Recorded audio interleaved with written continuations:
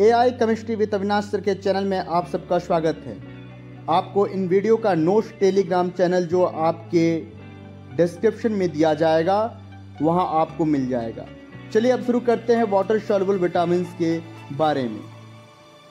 Water soluble vitamins वे vitamins होते हैं जो पानी में घुल जाते हैं और शरीर में स्टोर नहीं होते। इन्हें रोजाना आहार के माध्यम से लेना जरूरी होता है। इनमें दो मुख्य वर्ग होते हैं। पहला नॉन बी कॉम्प्लेक्स विटामिन जो विटामिन सी होता है। सेकेंड बी कॉम्प्लेक्स विटामिन जो विटामिन B1 जिसे थायमिन कहा जाता है, विटामिन B2 जिसे राइबोफ्लेविन के नाम से जाना जाता है।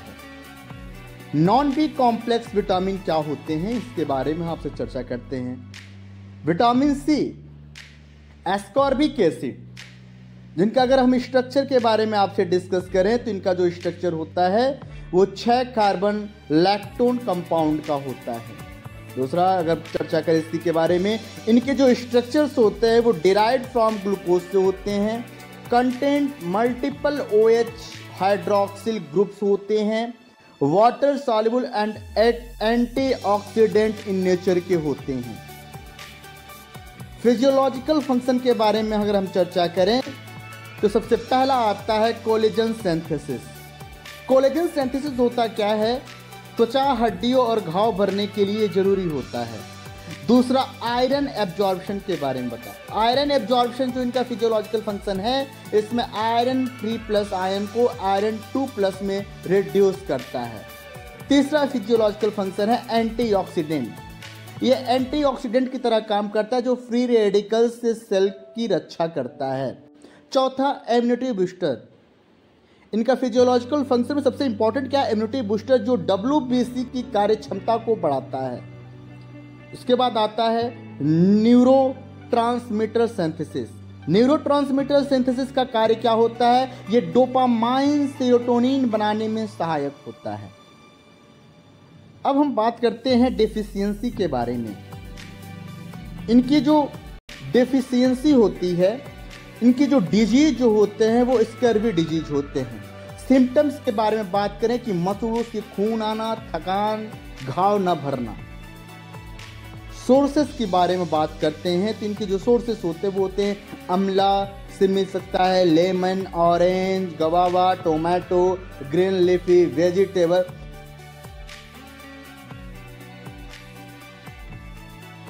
ये इनके सोर्स हैं। दोस्तों अब बात करते हैं सेकेंड बी कॉम्प्लेक्स विटामिन के बारे में।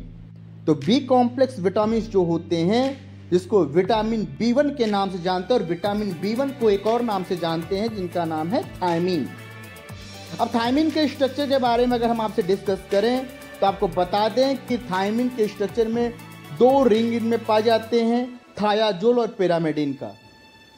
कंसीडर्ड बाय ये मैथिलीन ब्रिज वाटर सॉल्युबल विटामिन होते हैं।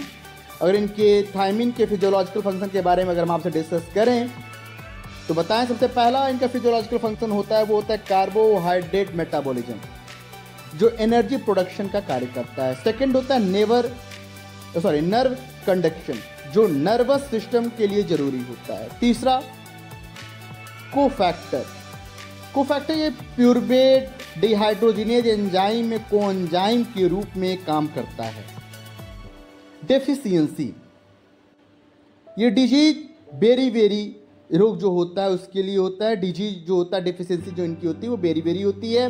Dry type muscles weakness, nerve damage होता है। Wet type heart release issue होते हैं। इनकी अगर सोर्सेस के बारे में बात करें तो क्या होता है? Whole grains, nuts, seeds and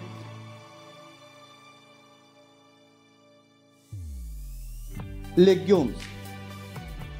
बात करते हैं B complex third B complex vitamin के बारे में जो विटामिन B2 होता है जिसको एक और नाम से जानते हैं राइबोफ्लेविन। राइबोफ्लेविन के स्ट्रक्चर के बारे में अगर हम आपसे डिस्कस करें तो फ्लेविन रिंग जिसे हम आइसो एलो एक्जाइन प्लस राइबोटोल से मिलकर बना हुआ होता है। एलो कलर कंपाउंड होते हैं जो फॉर्म्स होते हैं कोएंजाइम फैट एंड एफएमएन से। फिजियोलॉजिकल फंक्शन के बारे में अगर हम बात करते हैं, राइबोफ्लेविन के फिजियोलॉजिकल फंक्शन के बारे में अगर आपसे डिस्कस करते करते हैं तो बता दें, सबसे पहला होता है energy production. Energy production electron transport chain में रोल प्ले करता है। दूसरा फॉर्मेशन ऑफ एफएडी एंड एफएमएन जो रेडॉक्स रिडक्शन के लिए जरूरी होता है। तीसरा स्किन एंड आई हेल्थ, ये टिश्यू रिपेयर एंड मेंटेनेंस का काम करता है। इनकी ये फिजियोलॉजिकल फंक्शन। अगर डिफिशिएंसी के बारे में बात करें, जिनके डिजीज होते हैं वो होते हैं एरिबोफ्लेवोनोसिस, और जो इनके सिम्टम्स होते हैं वो होते हैं क्रैक्ड लिप्स, सोर थ्रोट्स, रेड टंग्स। अगर इनके सोर्सेज के बारे में बात करें कहाँ से मिलते हैं तो बता दें आपको, milk, eggs, grain, leafy vegetables and almond से।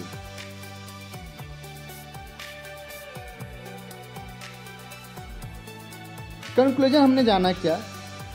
कंक्लूजन ये है कि वाटर सॉल्युबल विटामिन बॉडी में स्टोर नहीं होता, रोजाना डाइट से लेना जरूरी है, इनकी कमी सीरियस बीमारियों के कारण बन सकती है, बैलेंस्ड डाइट से इनकी पूर्ति